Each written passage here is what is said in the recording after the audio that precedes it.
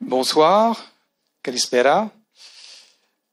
Bienvenue pour cette deuxième soirée du premier festival de philosophie de l'Institut français de Grèce, dans les jardins, dans les magnifiques jardins de l'École française d'Athènes. Je pense qu'hier, vous avez été passionnés par ce qui a été dit, discuté. Je reconnais beaucoup de visages familiers que j'ai vus hier et que je remercie de leur fidélité. Vous connaissez le système. Nous avons 2 conférences simultanées, une sur le terrain de tennis où vous êtes, une autre à la bibliothèque, et vous choisissez en fonction de vos goûts et de vos intérêts.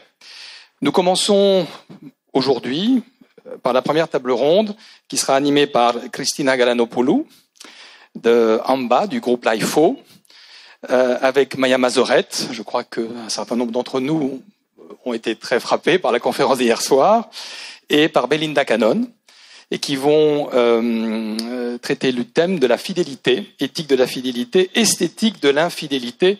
Peut-on promettre de s'aimer pour toujours? Et vous connaissez le système. Bon, vous aurez le droit ensuite de poser quelques questions, et nous continuerons avec une deuxième table ronde. Bonne soirée à tous.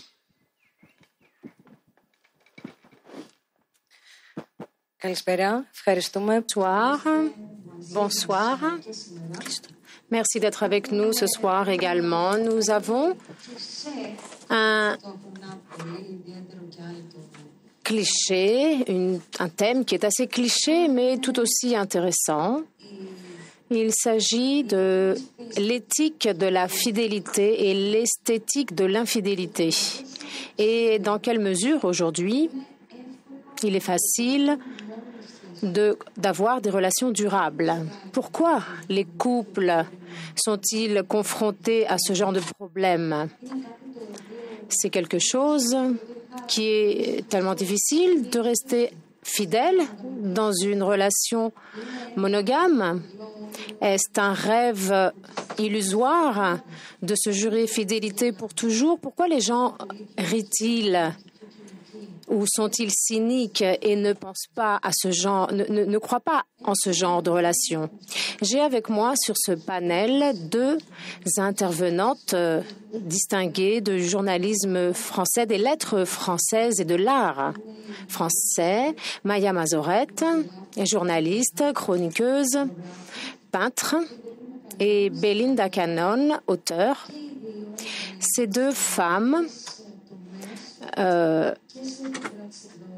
ont fait d'importants travaux, ont cassé les stéréotypes qui ont trait au rôle que nous sommes appelés à avoir lorsque nous sommes avec une autre personne, que ce soit dans des relations hétérosexuelles ou homosexuelles. Elles ont examiné à nombreuses reprises la sexualité et la façon dont la fidélité est définie soit par le genre, le sexe ou la classe sociale, soit les stéréotypes dans notre société. Et elles ont réussi à donner une impulsion pour des discussions de ce genre afin de répondre à des questions comme celle de savoir pourquoi est-il difficile aujourd'hui de rester dans une relation durable, d'avoir une seule personne pour le reste de notre vie. Elles vont répondre à des tendances de notre époque comme celle que nous discutions tout à l'heure avec Maya et Belinda. Et c'est la situationship, cette tendance qui décrit la création d'une relation avec un sentiment, un lien amoureux, sexe, mais ce qu'il n'y a pas, c'est le dévouement, c'est la fidélité et c'est l'obligation d'être là pour l'autre. Je vais commencer donc avec Maya et j'aimerais lui demander ce qu'elle pense. Pourquoi aujourd'hui est-il si difficile de rester fidèle, de rester avec une seule personne? Et pourquoi est-il si difficile de dire pour toujours, un cliché qui en fait n'est quasiment presque jamais valable?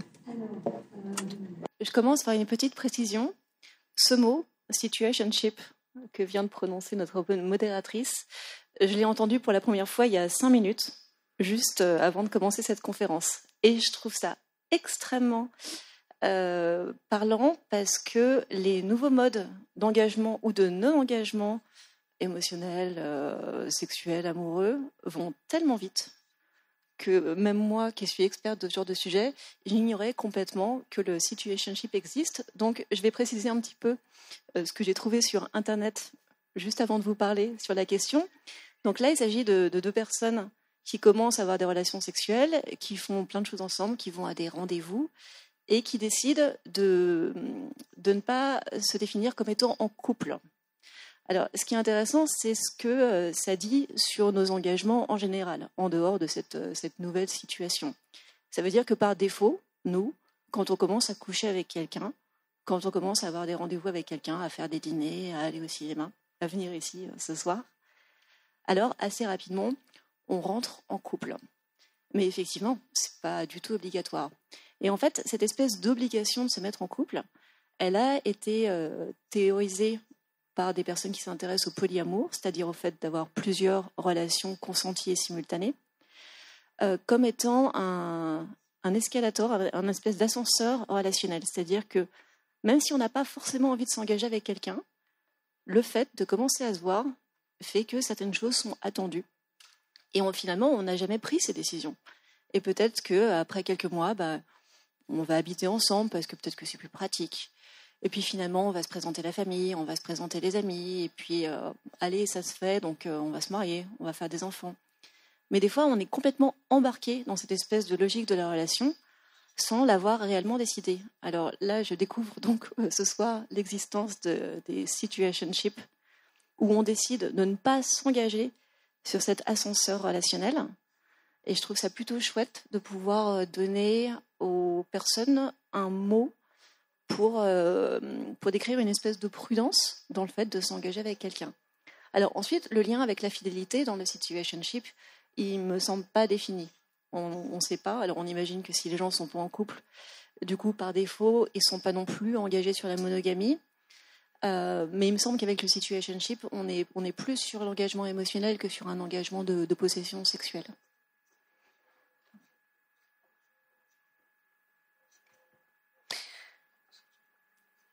Τι φταίει περισσότερο σε αυτό?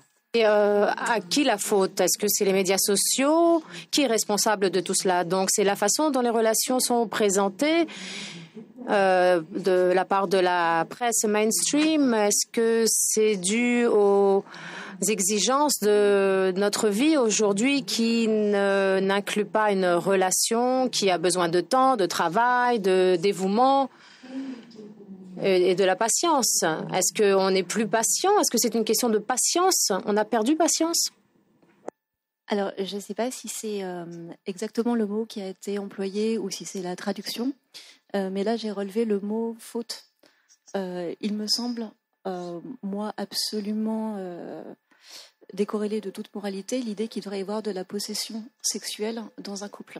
Et même, au contraire, l'idée qu'un homme, sous prétexte que je suis amoureuse de lui, me demande de ne coucher qu'avec lui, me demande un espèce de droit de regard sur ma jouissance ou sur mon désir, moi, me semble personnellement complètement immoral.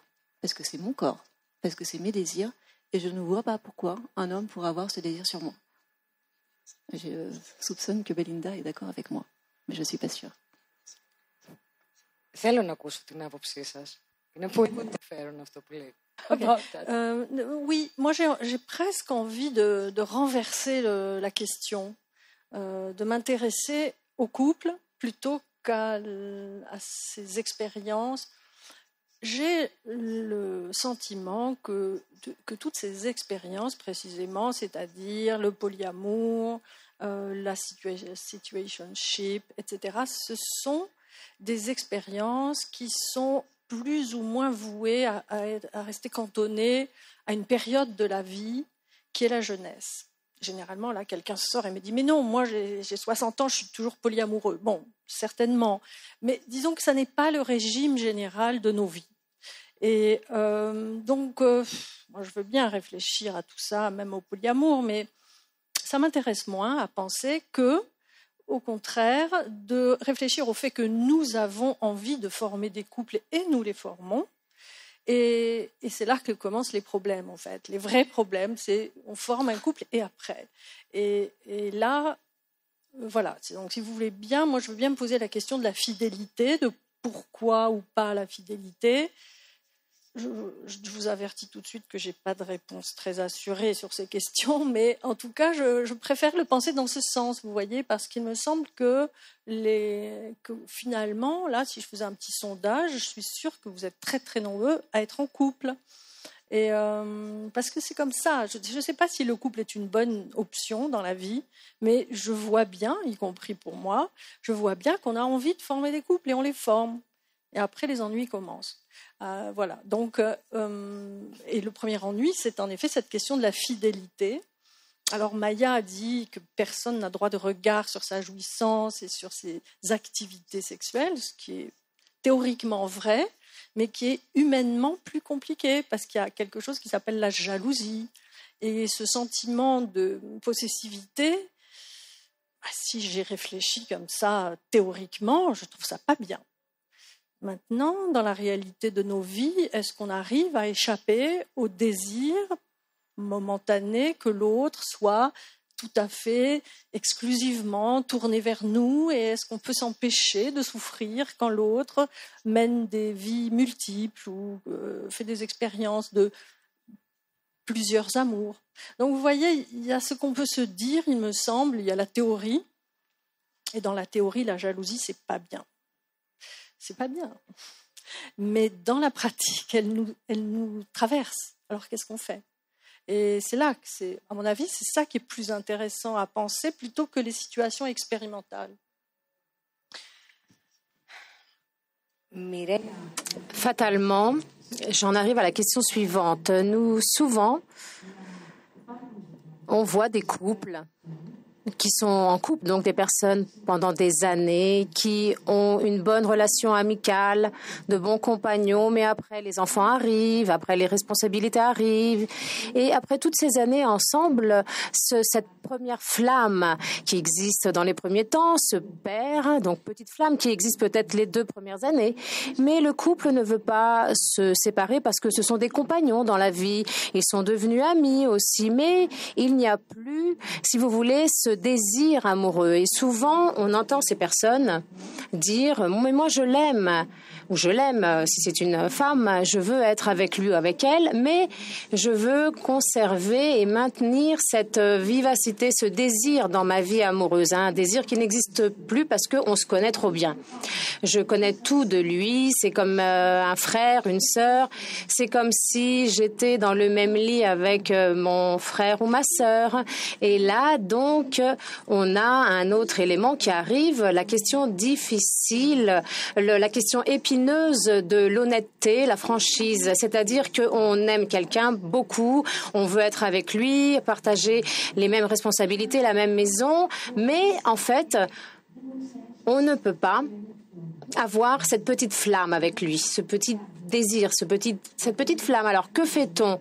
On a une vie parallèle dans l'obscurité avec le risque de faire souffrir l'autre que tu aimes, ou alors on choisit le risque de la franchise et de dire ce que l'on veut dire en toute franchise et poser une des questions difficiles dans les relations de longue durée au risque de perdre ce que tu as construit pendant toutes ces années. Maya. Il y a une sexothérapeute star américaine, belgeo-américaine, qui s'appelle Esther Perel. Il y a plein de vidéos d'elle en ligne. Et son travail sur l'infidélité et sur ces questions est vraiment remarquable. Et elle a fait un bouquin qui s'appelle Mating in Captivity, alors de se reproduire en captivité. Et en tant que sexothérapeute, elle fait l'observation justement de ces difficultés des couples à inscrire leur désir dans le temps long. Au moment de changer le contrat, après quelques années de couple monogame traditionnel, effectivement, c'est très compliqué. Si l'ouverture du couple n'a pas été au moins pensée dès le départ, c'est difficile, parce qu'un contrat, c'est aussi une promesse.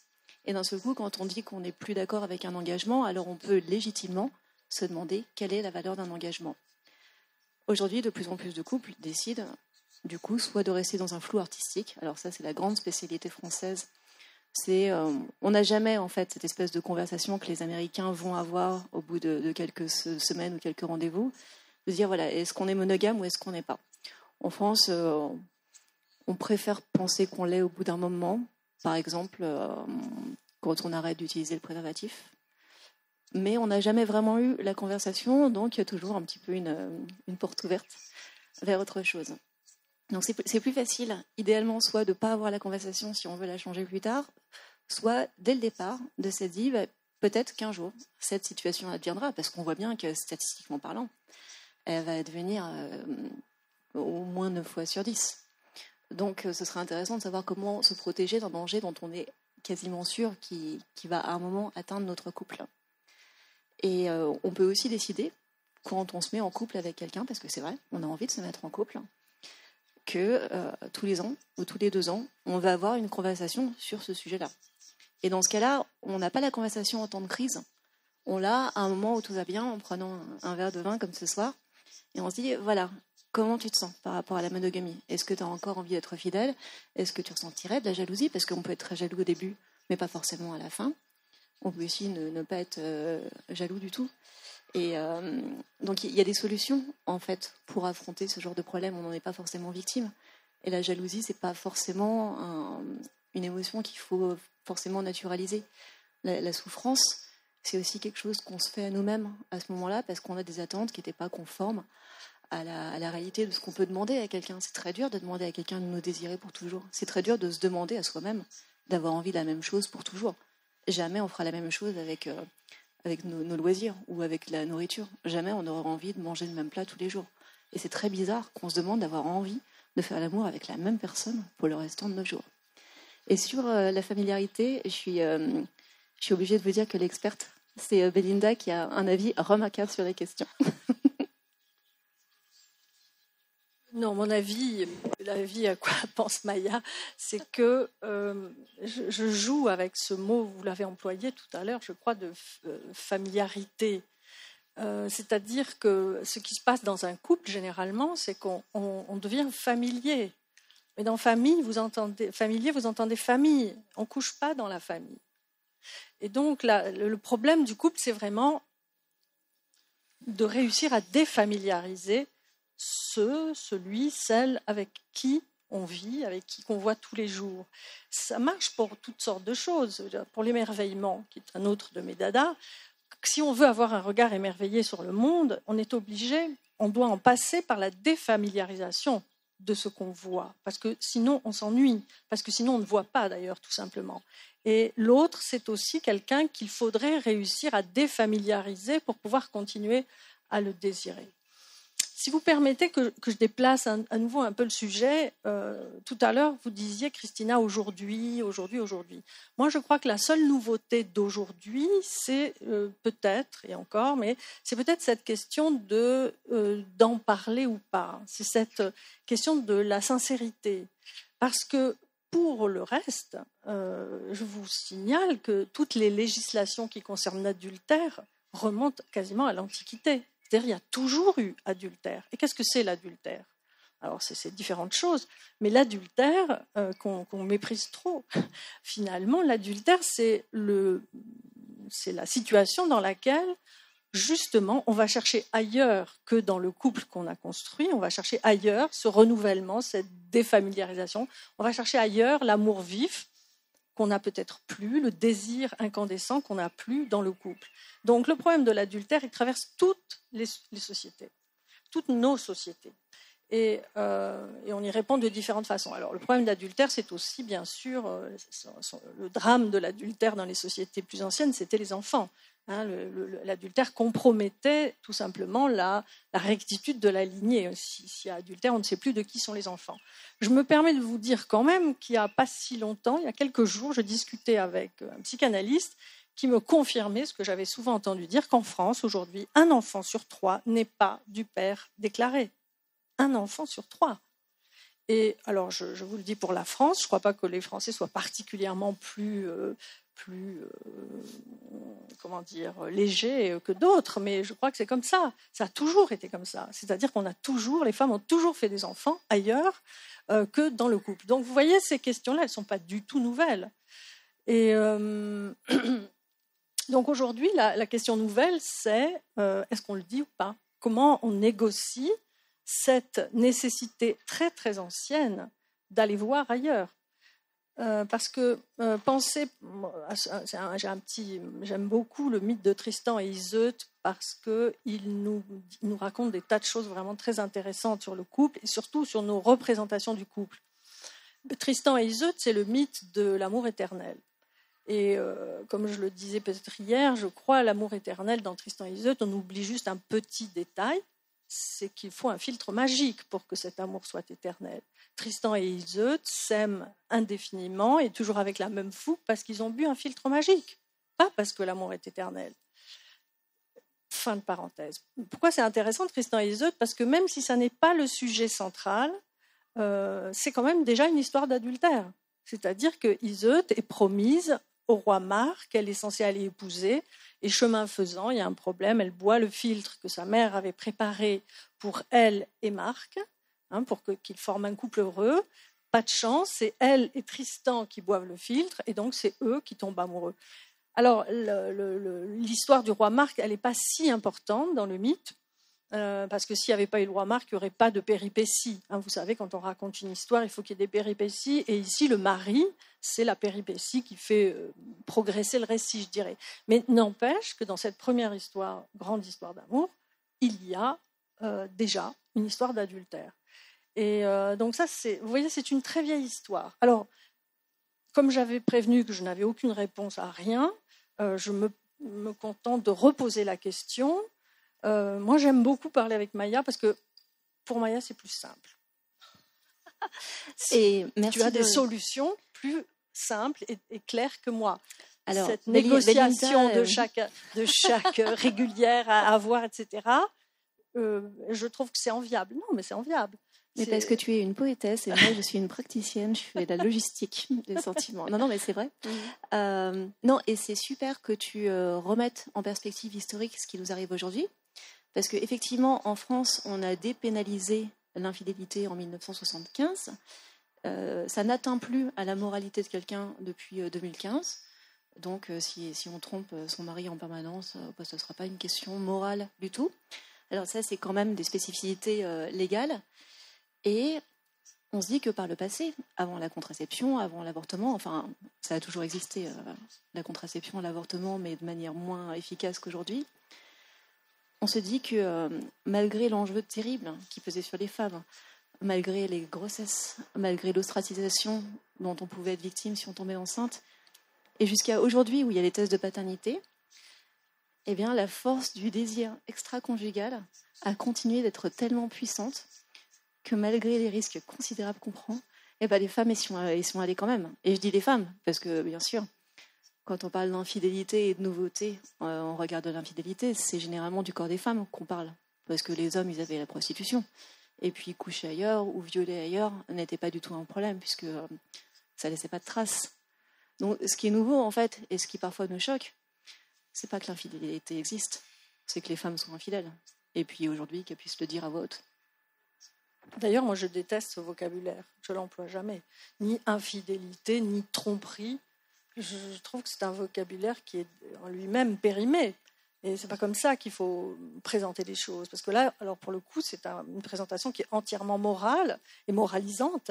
Et ce titre, elle n'est pas très intéressante. C'est plus intéressant, en effet, de se demander qu'est-ce qu'on fait avec la sincérité. Parce qu'on est pris entre deux injonctions très différentes, et encore une fois, je n'ai pas la réponse.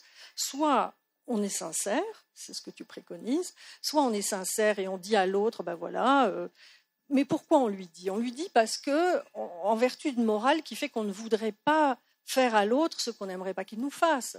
Et puis en vertu du fait aussi que l'autre qui est notre très proche, celui avec qui on partage sa vie, etc., est-ce qu'on va vraiment ne pas lui mentir? Qu'est-ce que ça veut dire de mentir à celui qui est notre plus proche? Donc, d'un côté, on a cette question-là du mensonge, et de l'autre côté, il y a une autre option qui se pose aussi, que certains philosophes d'ailleurs ont développée, c'est on ne dit pas à l'autre parce que de toute façon, on va le faire, et on ne veut pas lui faire de mal. Donc, et à quoi bon lui dire? À quoi bon lui dire? Qu'est-ce qu'on lui dit quand on lui dit ça? Voilà.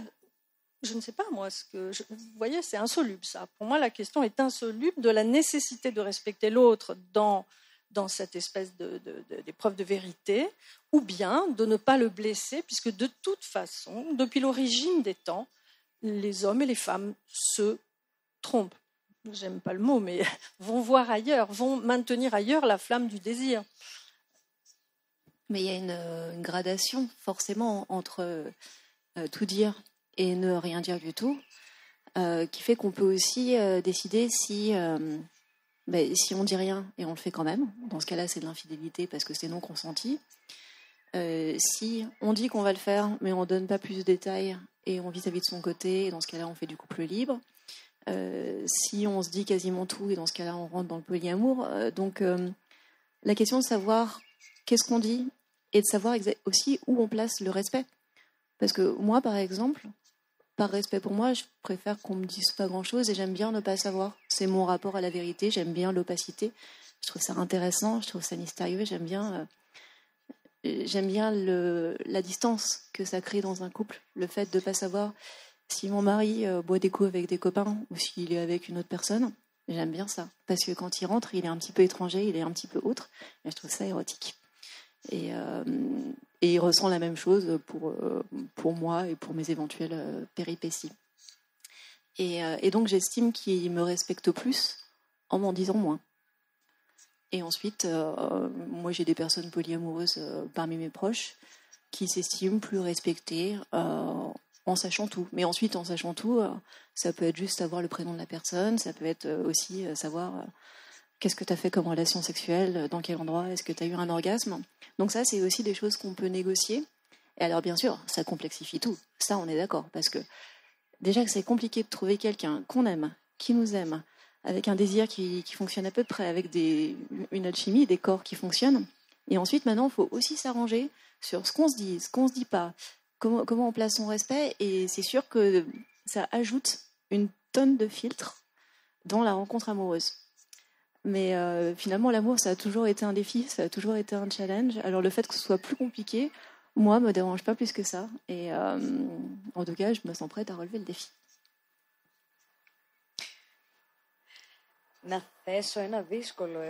Question difficile maintenant que j'aimerais vous poser parce que vos deux positions sont particulièrement intéressantes. Dire moins à une époque où la santé est une question cruciale après la pandémie du coronavirus, après tout ça, après tout ce qu'on a vécu pendant ces 2 dernières années. Est-ce que en savoir moins, est-ce que ça ne nous expose pas plus à une sorte de danger qu'on ne saurait voir, hein? Qu'est-ce que je veux dire par là? Combien de partenaires peut avoir une personne dans un espace de 2 mois? Moins on en sait, est-ce que ça ne nous rend pas un peu plus exposés au danger? C'est ce que je pense et c'est la question que je me pose. J'espère qu'aujourd'hui, quand même, la question du préservatif avec un nouveau partenaire n'est plus une option. Enfin, moi, j'ai grandi dans la génération SIDA et il va de soi qu'on se protège et il va de soi que quand j'ai négocié mon contrat avec mon mari, ça faisait partie des choses dont on a discuté tout de suite. Évidemment que si on va coucher ailleurs, on se protège. Et évidemment que s'il y a eu un accident, dans ce cas-là, oui, on le dit à l'autre, c'est un peu l'exception, pour avoir le temps de faire un test. Ça, c'est normal. Et ensuite, je retourne la question juste de l'autre côté. Et qu'est-ce qu'on fait quand l'autre est malade? Et là, je voudrais séparer 2 choses. C'est que souvent, en fait, on parle de fidélité comme si c'était la chose la plus importante dans un couple. Ce qui est quand même donner beaucoup d'importance au sexe, alors qu'il y a plein d'autres choses qui se passent. Moi, je préfère remplacer cette exigence de fidélité par une exigence de loyauté. Et moi, je ne suis pas fidèle. J'ai essayé, hein, ça ne marche pas. Enfin, pas pour moi, en tout cas. Mais par contre, je suis très loyale. Et le jour où mon mari est malade, évidemment que je traverserai l'univers entier pour être à ses côtés et pour lui apporter un bol de soupe. Ça, la question ne se pose pas. Donc, ma loyauté envers lui, elle est entière. C'est la personne avec qui, justement, je fais famille. C'est la personne avec qui j'ai envie de vieillir. Et je suis très attachée à mon couple et très attachée à ma liberté. C'est une position remarquable. J'aimerais poser la question suivante. Dans quelle mesure le mariage, laissons de côté les couples qui ont des relations de longue date, le mariage en tant qu'institution qui prévoit des choses bien précises, avec une condition bien précise, qui inclut les responsabilités financières, les questions de patrimoine, d'héritage, le nom que doivent avoir les enfants, la part de l'héritage dans le testament. Est-ce que c'est une condition qui aujourd'hui continue de servir deux personnes qui veulent être ensemble, ou est-ce qu'on doit peut-être avancer et engager une discussion qui laisse une petite fenêtre ouverte d'opportunité pour un autre type d'engagement? Belinda. Au fond, vous vous demandez si le couple, le mariage comme institution a une valeur et une importance, ça? Et aussi en fonction du nombre de divorces. Si l'on voit les divorces dans le monde entier, on voit que c'est une convention, un contrat, si vous voulez, qui échoue. Bien. On a inventé d'autres formes d'union, d'autres façons de formaliser, disons, le couple. Si on sort de l'union libre, ce qui est la façon la plus simple d'être ensemble. On est ensemble quand on est ensemble, si on l'est plus, etc. Il n'y a rien de contractuel, en tout cas du point de vue de la loi, il n'y a rien de contractuel. On a au moins deux options aujourd'hui. Il nous reste le mariage, toujours, qui est en perte de vitesse. On se marie de moins en moins et on divorce de plus en plus. Ça c'est des chiffres, c'est statistique. Et puis, on a inventé cette autre forme d'union que je trouve très, d'ailleurs, révélatrice. On a inventé le Pax, donc le pacte de... Σύμφωνα συμβίωσης. Et donc, ça, c'est très intéressant parce que le Pax, on l'a inventé, au départ, on l'avait inventé pour arranger les homosexuels. C'est-à-dire pour qu'eux aussi puissent formaliser une union. Et on s'est aperçu très vite, enfin, les chiffres ont été très éclairants, c'est surtout les hétérosexuels qui se paxent. Ils sont très nettement majoritaires à se paxer le Pax sert donc à tout le monde.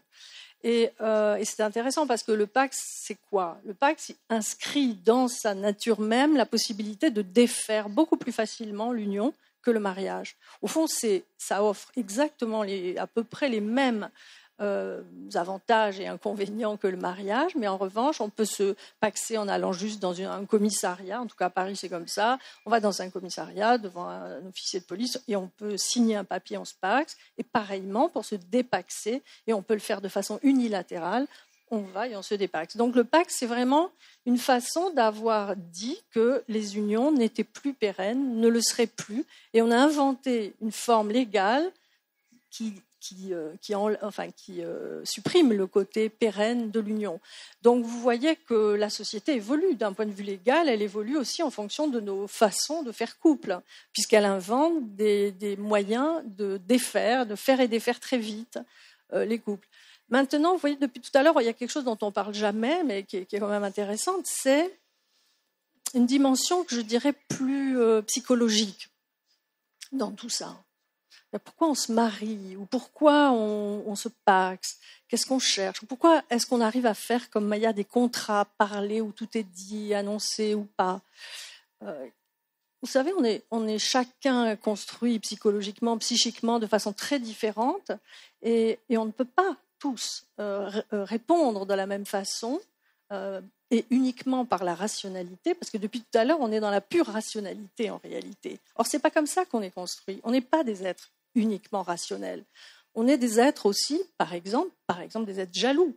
Si rationnellement, vous allez croire que je suis une jalouse compulsive, ce n'est pas le cas. Mais il faut prendre en compte la jalousie, elle est intéressante parce que justement, d'un point de vue rationnel, c'est un sentiment qui est absolument négatif et qui n'a aucun intérêt. Mais maintenant, d'un point de vue de la réalité psychique, on est plus ou moins jaloux.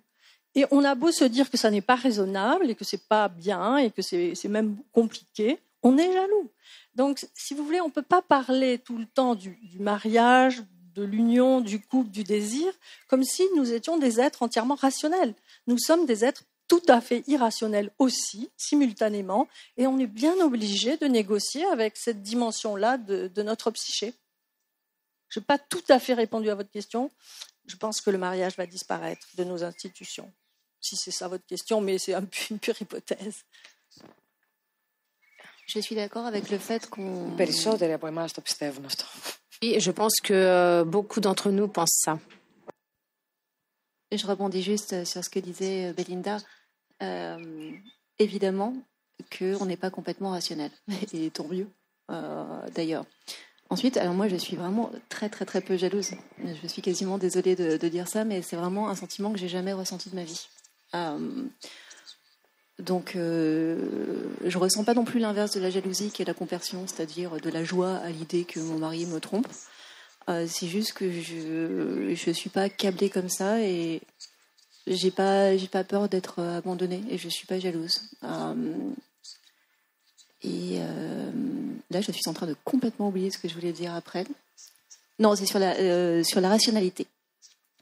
Bien sûr qu'avec l'infidélité, avec éventuellement la jalousie, on entre dans la part d'opacité.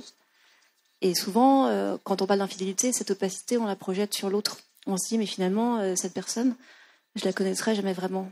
Mais j'ai pas l'impression que des fois, nous, on se connaisse très bien nous-mêmes. J'ai pas l'impression qu'on soit forcément toujours lucide sur la personne qu'on est. Et le désir, en nous, produit un déplacement qui fait qu'à un moment où on croyait être très stable, où on croyait bien se connaître, eh ben, on se rend compte que finalement, on va peut-être transgresser des interdits, transgresser nos propres valeurs, dans un élan vers l'autre qui appartient à l'incontrôlable. Et ce qui est intéressant dans la jalousie et dans la définition même de l'infidélité, c'est qu'elle est très élastique. En fait, on ne sait jamais où ça commence, où ça finit. Alors, en France, la question d'où commence l'infidélité, elle est posée très régulièrement par les sondeurs. Et en gros, la limite se fait à l'idée d'embrasser quelqu'un. Mais bien sûr, ça dépend des sensibilités et ça dépend des pays. Il y a des personnes qui imaginent que si on fait un rêve érotique avec une personne, donc quelque chose qui est absolument pas contrôlable par nous, eh bien c'est déjà de l'infidélité, une espèce d'infidélité psychique. Il y a des personnes pour qui faire l'amour avec quelqu'un, en fait c'est pas vraiment de l'infidélité parce que c'est que du sexe et que pour eux l'infidélité c'est de l'amour. Et là c'est intéressant parce qu'il faudrait se poser la question de savoir, on parle d'infidélité depuis tout à l'heure, on l'a jamais définie. Et d'ailleurs, c'est intéressant qu'on ne l'ait pas défini, c'est parce qu'on n'a pas la réponse à cette question, parce que c'est très compliqué.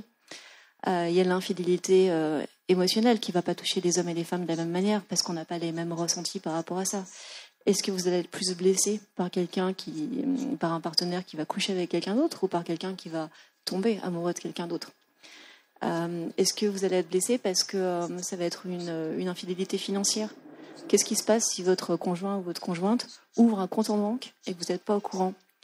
Il y a des infidélités de sabotage, parce qu'on sait que le couple est condamné et qu'on se dit, puisque de toute façon on ne s'entend pas, autant aller coucher ailleurs. Il y a des infidélités narcissiques, parce qu'on a besoin de plaire. On sait par exemple que les gens ont plus tendance à être infidèles dans les années en neuf de leur âge. 29 ans, 39 ans, 49 ans, 59 ans, parce qu'il y a cette espèce de barrière mentale de la décennie qui va venir et on a peur et on a besoin de séduire. Alors on a une petite infidélité et puis on se dit ça va, je plais encore. Et puis on peut retourner dans la fidélité et y revenir. Donc c'est vrai que ça peut aussi être un moment, quelque chose qui nous soigne aussi à un moment. Donc le sujet est complexe et à cause de toutes ces différentes ramifications et du fait que souvent on préfère ne pas définir les choses, ce qui en dit long. La fidélité et l'infidélité restent des sujets qui nous mettent face à notre opacité et à une certaine tendance à mentir à l'autre, mais aussi à se mentir à nous-mêmes.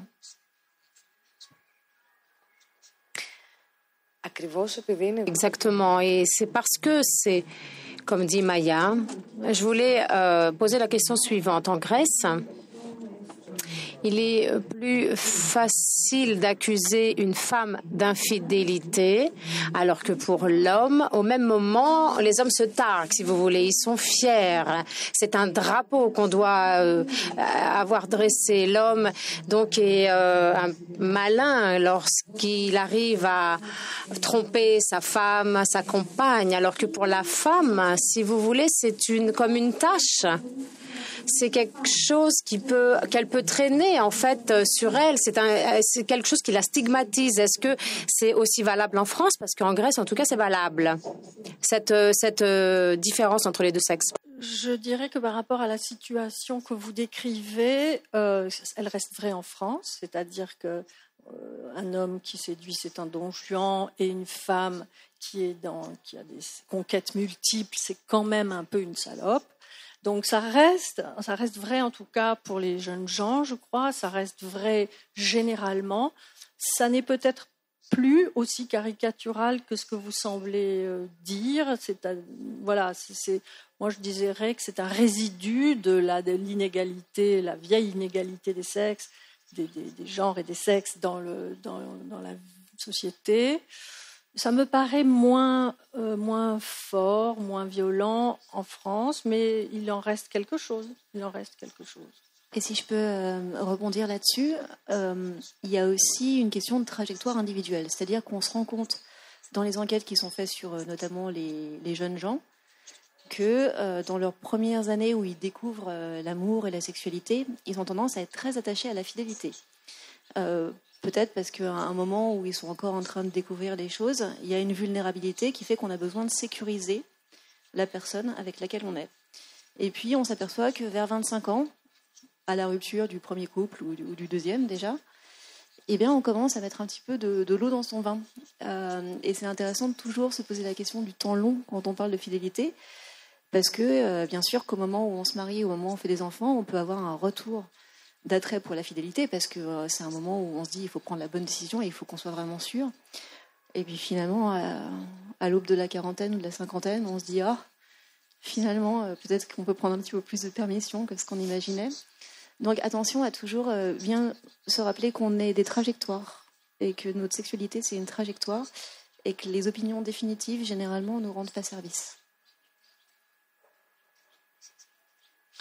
Est-ce que cela a à voir avec les différentes phases des vies des personnes, que l'on parle d'hommes ou de femmes? C'est quelque chose qui est en rapport avec notre évolution, notre développement personnel, si on est libre ou pas, ou si on a une relation plus durable, si on a contracté un mariage, si on est devenu parent, etc., etc. Mais la question demeure. Quelle que soit cette forme de relation, et notamment pour les relations qui sont plus stables, plus longues, quel est le secret dès lors qu'il n'y a pas de filtre magique, comme vous l'avez décrit tout à l'heure pour Tristan et Ise? Quel est le secret pour pouvoir rester avec la même personne dans le même état, ou bien dans un état de vivacité, et pouvoir avoir cette petite flamme après 10, 15, 20 ans? Quelle est cette chose, cet ingrédient que peu connaissent?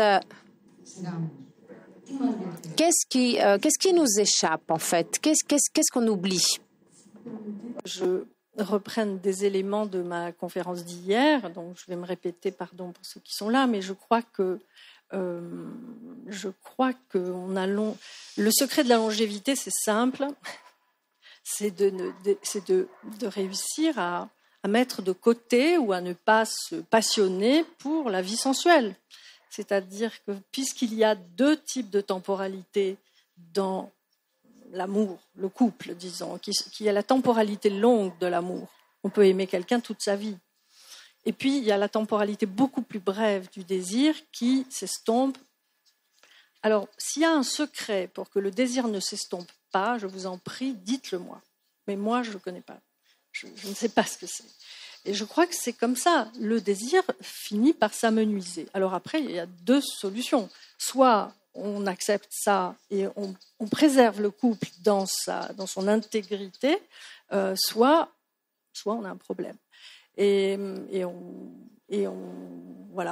cherche des solutions à cette question du désir qui s'est forcément, dans 90% des cas, qui s'est forcément amenuisé. Et encore une fois, j'en reviens à la question de l'adultère. Comment se fait-il que l'adultère traverse les siècles? Comment se fait-il qu'il y ait toujours eu la question de l'adultère? Ça veut dire que toujours on est allé chercher ailleurs, quoi? Eh bien, cette espèce de désir vif qu'on n'avait plus dans le couple. C'est un fait, ça. C'est un fait. On n'y peut rien. C'est pas une question de morale, c'est pas une question de rationalité, c'est comme ça. Donc, moi, ma réponse, elle est toute personnelle. Vous savez, il y a un grand écrivain français, surréaliste, que je cite souvent, André Breton, qui disait qu'il ne faut pas démériter de l'aventure humaine. Et moi, ma réponse, c'est, quel que soit pour vous ce mérite qu'aura eu votre vie, que ce soit dans la constitution d'un couple au long cours, et c'est très beau les couples au long cours, j'en connais plein en fait, et combien il faut d'intelligence de l'autre, de compréhension, d'indulgence, de patience, enfin il faut des tas de qualités extraordinaires pour faire durer un couple. Donc soit pour vous, ne pas démériter de l'aventure humaine, c'est construire ce couple au long cours avec toutes les qualités que ça demande de part et d'autre, soit ne pas démériter de l'aventure humaine, pour vous, c'est aussi maintenir cette flamme du désir vif, et dans ce cas, vous n'allez peut-être pas être fidèle, je prends votre vocabulaire, mais moi je ne l'aime pas. Voilà, après c'est vous. Qu'est-ce que c'est pour vous, ne pas démériter de l'aventure humaine? C'est magnifique ce que tu viens de dire. Moi, j'estime qu'effectivement, je suis très attachée au couple de longue durée, parce que j'estime que vieillir avec quelqu'un et traverser une vie avec quelqu'un, c'est quelque chose de beau pour moi, pas forcément pour tout le monde, mais pour moi. Et ensuite, savoir s'il faut que le désir reste intact. Moi, j'en suis pas complètement sûre. C'est-à-dire que mettre ça comme idéal, je suis pas sûre d'en percevoir l'intérêt, dans la mesure où le désir produit un tel élan chez nous et va nous emmener tellement loin et va nous faire déplacer des montagnes et va nous donner une énergie tellement extraordinaire que comme accélérateur d'intimité, accélérateur de curiosité, ce serait dommage en fait de l'avoir que pour une seule personne, parce que moi, quand je retombe amoureuse de quelqu'un, alors je vais avoir envie de lire tous les livres qu'il lit, de m'intéresser à tout ce qui l'intéresse, de voyager avec lui, de voir où il a grandi, et des nouveautés rentrent dans ma vie qui n'y auraient jamais eu leur place précédemment. Et moi, je grandis et je m'améliore, j'estime, des apports qui sont possibles seulement par le désir, parce que jamais j'aurais une telle motivation si c'était seulement une expérience amicale, par exemple. Donc le désir, parce qu'il m'apporte de surcroît de vie, va m'apporter des choses, et qu'ensuite, en plus, je pourrais ramener dans mon couple, et je pourrais améliorer mon couple grâce au désir que j'ai eu par quelqu'un d'autre. Deuxième point, cette idée qu'il faille nécessairement faire durer le désir. C'est une injonction qui est très, très difficile à porter, et on sait que le plus souvent, ce sont les femmes qui vont porter cette charge. Parce que dans les enquêtes faites par les chercheurs, on sait aussi que c'est le désir des femmes qui est le premier à s'évaporer. Et là, il y a un espèce de système de contrôle, souvent des femmes entre elles, cette espèce d'obligation à atteindre le Graal d'un désir permanent, identique, stable dans la vie, qui ne correspond pas à la plupart de notre réalité psychique, qui est une espèce quand même de violence qu'on se fait les unes aux autres, qui est une violence patriarcale. Et on voit bien que toutes les espèces de formules magiques de on va acheter un Kama Sutra et faire des différentes positions, on va changer de coupe de cheveux, on va demander à notre mari de changer de garde-robe. À un moment, tout ça, en plus, ne fait que nous renvoyer aux échecs successifs de ces espèces de patchs qu'on pose sur notre couple. Et ça peut être beaucoup plus déprimant que simplement aller prendre un amant, tomber follement amoureuse, que ça s'arrête et rester avec notre mari et que tout se prolonge très facilement, finalement. Parce que c'est très facile, en fait, l'infidélité. Surtout aujourd'hui, on a des téléphones portables, c'est simple.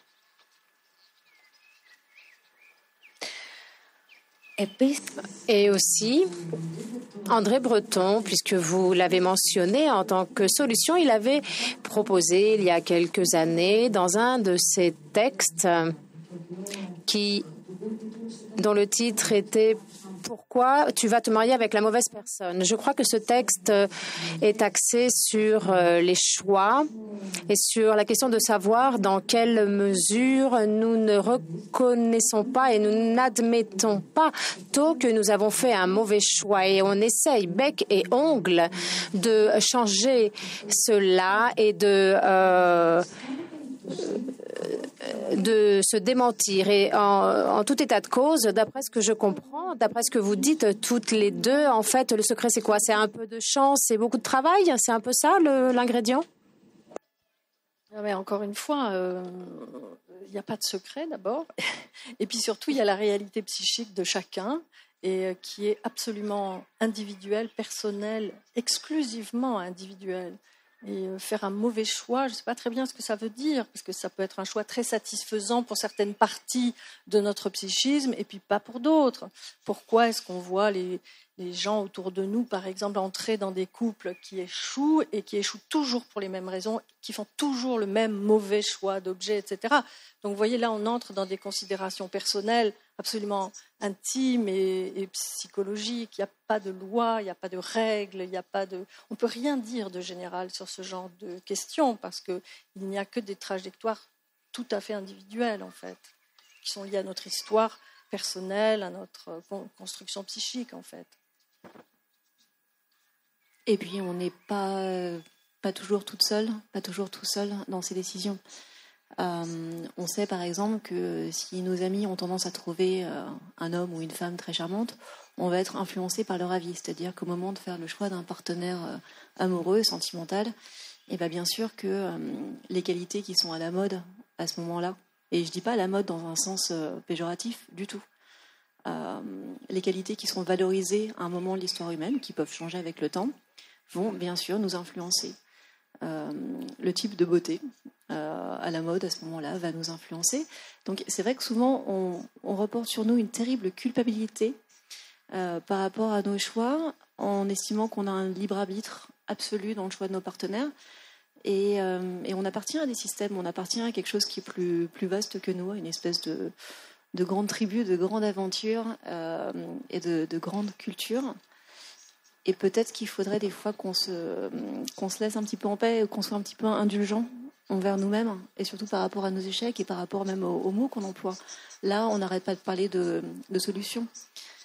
Mais je ne suis pas sûre qu'on ait un problème, par exemple, avec la fidélité.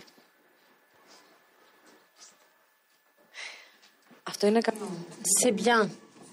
C'est bien parce que, d'après ce que vous avez dit tout à l'heure, vous disiez que les femmes sont celles qui donnent qui mènent la cadence, si vous voulez, qui en fait font qu'une relation va se terminer ou prendre une autre trajectoire. Donc dans l'équation, on a aussi la question de comment par exemple une femme, elle est enceinte, elle voit son corps changer, ses hormones définissent sa vie. Une femme est différente à 20, 30 ou 40 ans. Et donc, en fait, si vous voulez, il y a aussi un caractère sexuel dans tout cela. Et c'est vraiment intéressant parce que là, votre question, elle en pose une autre, qui est celle de la trahison. Souvent, on estime que la trahison dans un couple, c'est l'infidélité. Ça va être quelque part notre seul barème. Mais dans ce cas-là, on ne se pose pas la question de la raison de l'infidélité. C'est-à-dire que, notamment après la grossesse, il peut y avoir des blocages et il peut y avoir une terrible négligence. Que la personne qui trompe soit forcément celle qui soit coupable de quelque chose, sans se poser la question du contexte, me semble un petit peu problématique. Et une fois encore, c'est vrai qu'on a tendance à vraiment pointer du doigt et en plus à naturaliser les questions. Je crois qu'il va falloir qu'on s'arrête, si c'est bien ce que je comprends. D'accord, pour poser des questions. Je ferai attention à ne pas trop naturaliser les questions liées à la fidélité, à l'infidélité et au couple, parce que régulièrement, on a des penseurs, notamment de la psychologie évolutionnaire, qui vont nous dire la monogamie est absolument naturelle, on va l'observer chez tel et tel primate. Ou alors, ah non, finalement, l'infidélité est absolument naturelle. Ou alors seulement chez les hommes, parce que les hommes, ils ont besoin de répandre leurs semences pour avoir le plus d'enfants possible. Alors que les femmes, il leur faut 9 mois pour faire un bébé, donc elles sont plus attachées à la monogamie. Et puis 2 ans plus tard, on lit une étude complètement inverse. Je ferai un petit peu attention à la naturalisation absolue de nos émotions et de nos modalités de couple. Je suis désolée, je crois que je suis partie un petit peu dans tous les sens, mais j'ai été un petit peu perturbée. Est-ce qu'on veut peut-être ajouter quelque chose, rebondir sur ce qu'a dit Masoret ou peut-être passer aux questions du public ?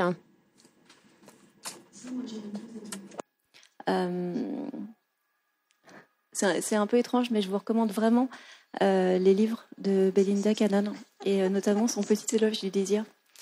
Bon, ça va faire un peu téléachat, mais qui coûte seulement 2 € en plus. Si en ce moment vous désespérez de l'amour et du désir, et du sexe d'ailleurs, je vous recommande de lire Belinda, qui vous donnera envie de tomber amoureuse et de désirer follement. C'est toujours un plaisir de débattre avec toi, parce qu'on n'est pas d'accord sur tout, mais qu'on s'entend bien. Et ça fait plaisir de voir qu'on peut débattre aujourd'hui sans que ce soit tendu, sans que ce soit compliqué, même si on n'est pas toujours d'accord. Voilà, je suis contente de débattre avec toi, Belinda. Merci, Maya. Je vous remercie beaucoup pour les horizons que vous avez pu nous ouvrir. Je remercie aussi le public qui est resté avec nous jusqu'à aujourd'hui. Et j'espère pouvoir avoir d'autres discussions dans quelques années où nous aurons peut-être trouvé la solution pour tous ces tabous et peut-être que nous aurons d'ici là trouvé le secret. Merci.